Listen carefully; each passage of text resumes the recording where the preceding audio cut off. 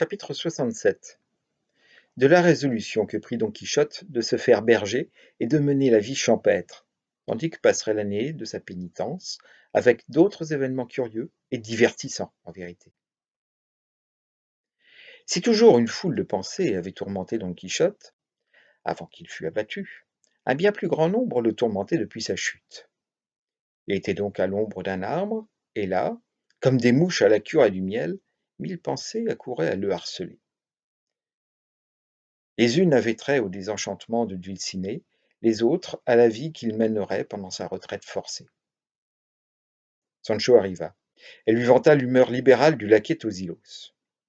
« Est-il possible, s'écria Don Quichotte, que tu penses encore, ô Sancho, que ce garçon soit un véritable laquais? As-tu donc oublié que tu as vu Dulcinée convertie en une paysanne, et le chevalier des miroirs transformé en bachelier Carrasco? Voilà les œuvres des enchanteurs qui me persécutent. Mais dis-moi maintenant, as-tu demandé à ce Tosilos ce que Dieu a fait d'Altisidore? Si elle a pleuré mon absence? Ou si elle a déjà versé dans le sein de l'oubli les pensées amoureuses qui l'a tourmentée en ma présence? Les miennes, reprit Sancho, ne me laissent guère songer à m'enquérir de falaise. Mais jour de Dieu, Seigneur, quelle mouche vous pique à présent pour vous informer des pensées d'autrui, et surtout de pensées amoureuses? Écoute, Sancho, reprit Don Quichotte. Il y a bien de la différence entre les actions qu'on fait par amour et celles qu'on fait par reconnaissance. Il peut arriver qu'un chevalier reste froid et insensible, mais, à la rigueur, il est impossible qu'il soit ingrat. Selon toute apparence, Altisidore m'aima tendrement. Elle m'a donné les 3 mouchoirs de tête que tu sais bien. Elle a pleuré mon départ. Elle m'a fait des reproches. Elle m'a maudit, s'est plainte publiquement, en dépit de toute pudeur. Ce sont là des preuves qu'elle m'adorait, car les colères des Allemands éclatent en malédiction. Moi, je n'ai pas eu d'espérance à lui donner, puisque les miennes appartiennent toutes à Dulcinée, ni de trésors à lui offrir, car les trésors des chevaliers errants sont, comme ceux des esprits follets, apparents et menteurs. Je ne puis donc lui donner que ces souvenirs qui me restent d'elle, sans préjudice toutefois de ceux que m'a laissés Dulcinée. Dulcinée, à qui tu fais injure par les retards que tu mets à fouetter, à châtier ces masses de chair que je voudrais voir manger des loups, puisqu'elles aiment mieux se réserver pour les vers de terre que de s'employer à la guérison de cette pauvre dame. Ma foi, Seigneur, répondit Sancho, s'il faut dire la vérité, je ne puis me persuader que les claques à me donner sur les derrières aient rien à voir avec le désenchantement des enchantés. C'est comme si nous disions « la tête vous fait mal, grattez-vous le talon ».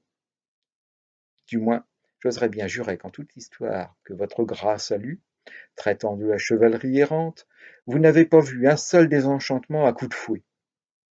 Mais enfin, pour oui ou pour non, je me les donnerai quand enfin l'envie m'en prendra, et que le temps m'offrira toute commodité pour cette besogne. Dieu le veuille, reprit Don Quichotte, et que les cieux te donnent assez de leur grâce pour que tu reconnaisses l'obligation où tu es de secourir madame et maîtresse, qui est la tienne, puisque tu es à moi. Ils suivaient leur chemin en devisant de la sorte, quand ils arrivèrent à la place où les taureaux les avaient culbutés et foulés.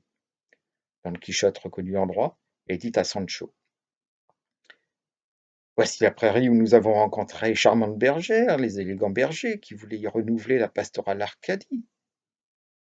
C'est une pensée aussi neuve que discrète, et si tu es du même avis que moi, je voudrais, oh Sancho, qu'à leur imitation nous nous transformassions en bergers, ne fût-ce que le temps où je dois être repus. J'achèterai quelques brebis et toutes les choses nécessaires à la profession pastorale, puis nous appelons, moi, le pasteur Quichotise, toi, le pasteur Panzino, nous errerons par les montagnes, les forêts et les prairies, chantant par-ci des chansons, par-là des complaintes, buvant au cristal liquide des fontaines et des ruisseaux, ou dans les fleuves au lit profond. Les chênes nous offriront d'une main libérale leurs fruits doux et savoureux. et les lièges, un siège et un abri.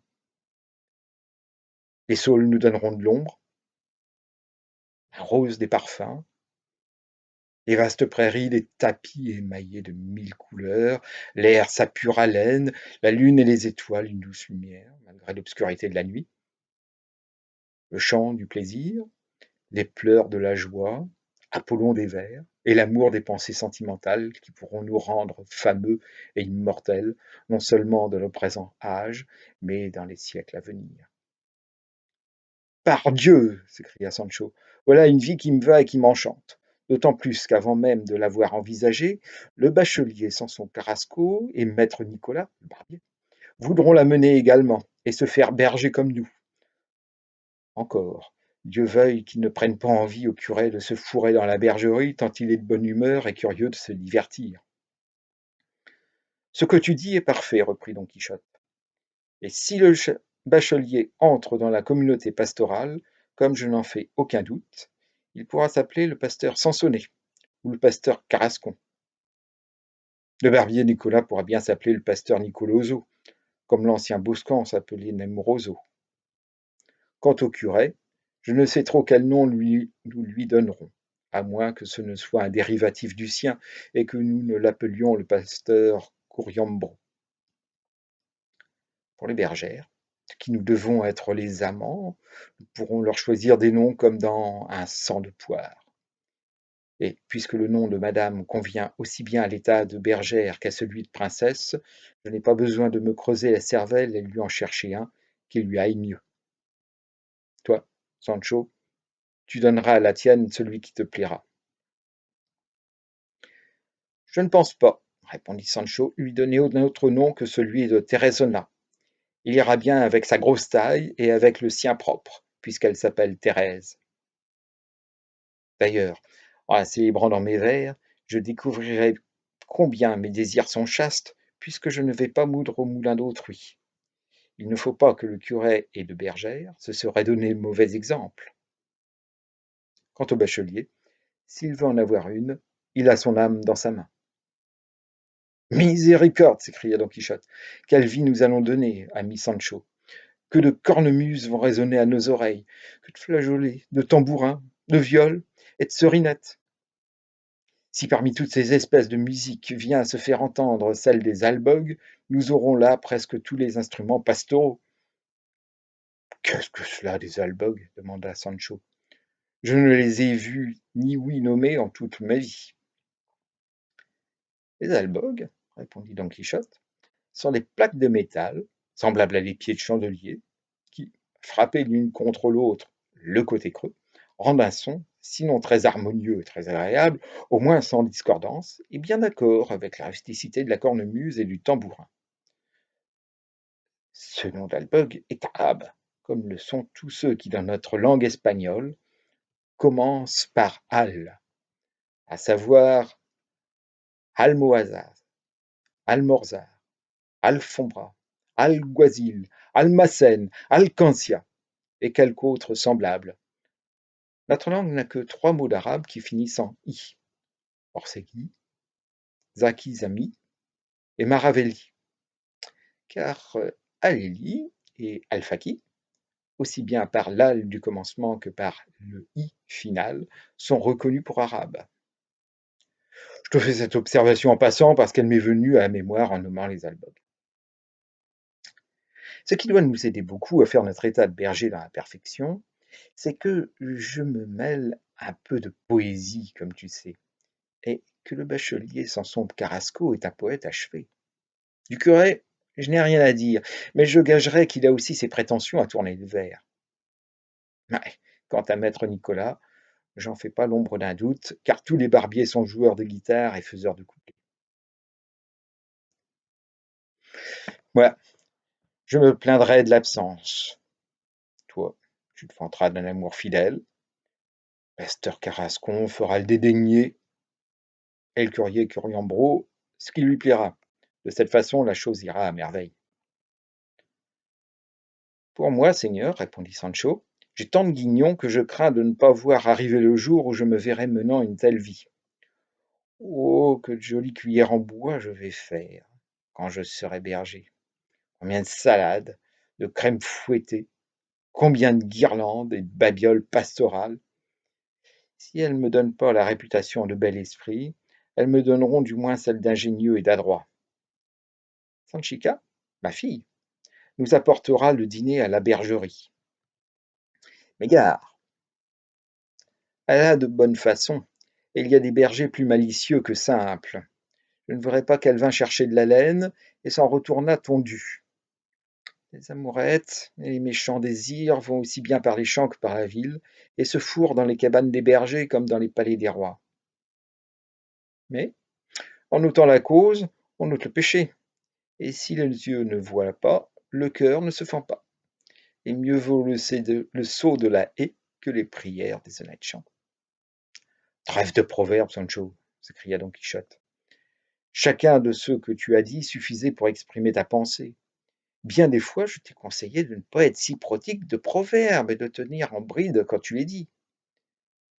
Et il paraît que c'est prêcher dans le désert, et que ma mère me châtie et je fouette ma toupie.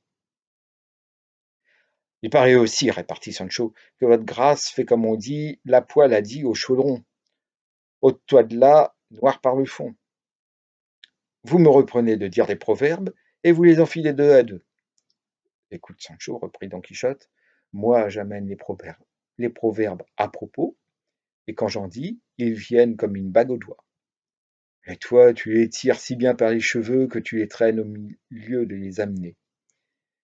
Si j'ai bonne mémoire, je t'ai dit, autrefois, que les proverbes sont de courtes maximes tirées d'une longue expérience et des observations de nos anciens sages. Mais le proverbe qui vient hors de propos est plutôt une sottise qu'une sentence. Au surplus, laissons cela. Et puisque la nuit vient, retirons-nous dans la grande route à quelques gîtes où nous la passerons. Dieu sait ce qui nous arrivera demain.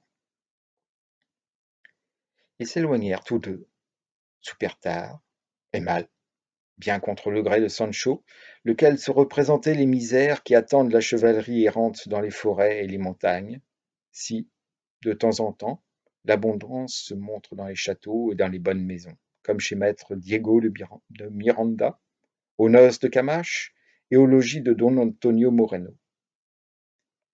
Mais, considérant aussi qu'il ne pouvait être ni toujours jour, ni toujours nuit, il s'endormit pour passer cette nuit-là, tandis que son maître veillait à ses côtés.